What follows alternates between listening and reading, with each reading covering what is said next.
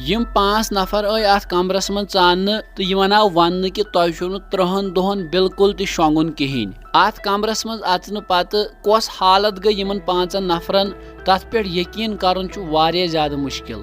पिरवार हिंदन वीडियोन मज बे अक लट तुहद खुश आमदीद। नाजरीन 1940 मज चुन रशियान पन 5 कैदी अकिस एक्सपेरिमेंटस खतर। यम 5 कैद अकिस कमरस मज बंद करन।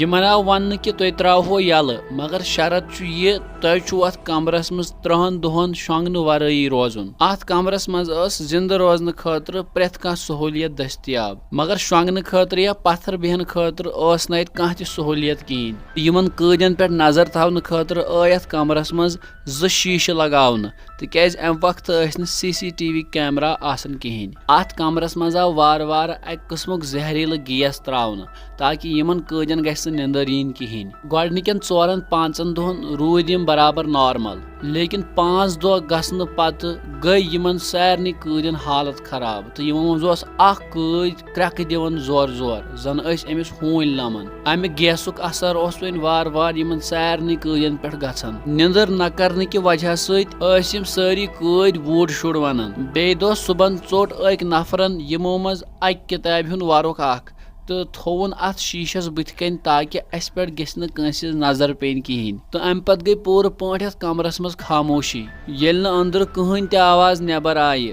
यम नेबर के रिसर्चर्स यमन बास्यो शायद हसा मूद यम सारी कैद। यमो कोड़ तमे साथ यह जहरील गैस अम कमर मज नेबर। यमो दिस यमन कैदन क्रैक कि अस हसा अचो वन अंदर तो अस हसा कड़ो तम कमर मज नेबर मगर अत दिस अंदर कैद क्रैक कि अस म कड़ो अम मज नेबर कहें। अत वारिया मज लगन अस बेहमो ये कमरस मज। यमो कैदियों लज रिसर्चरन बुथ कन मंग मंग करें कि सह गैस त्रो ये कमरस मज वापस अस तम गैस सत मज लगन ये कमरस मज। मगर चूंकि यम रिसर्चर्स खोज आखिर अंदर अत कमरस मज क्या गछन यमो खोल दरवाज युथ यम अंदर च अत वुच यमो खेन चन यमन दितमुत सह खेन चन तथी तथ नसे अथ लोगमुत तो पूर जमीनस पे खून खून।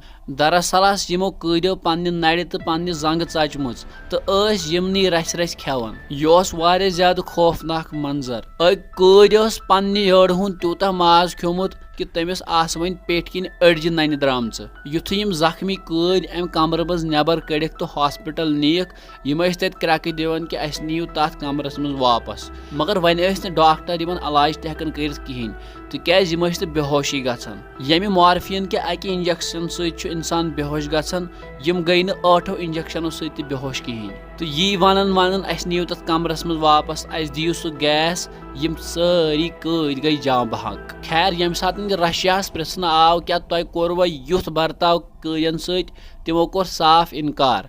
वन यह पोज कि अपोज अत पे मिलो वुनिक तान कह सही दलील कहें।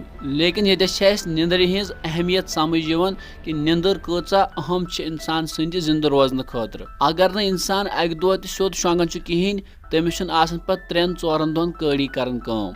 उम्मीद अजुक वीडियो तुम ज्यादा पसंद आमुत।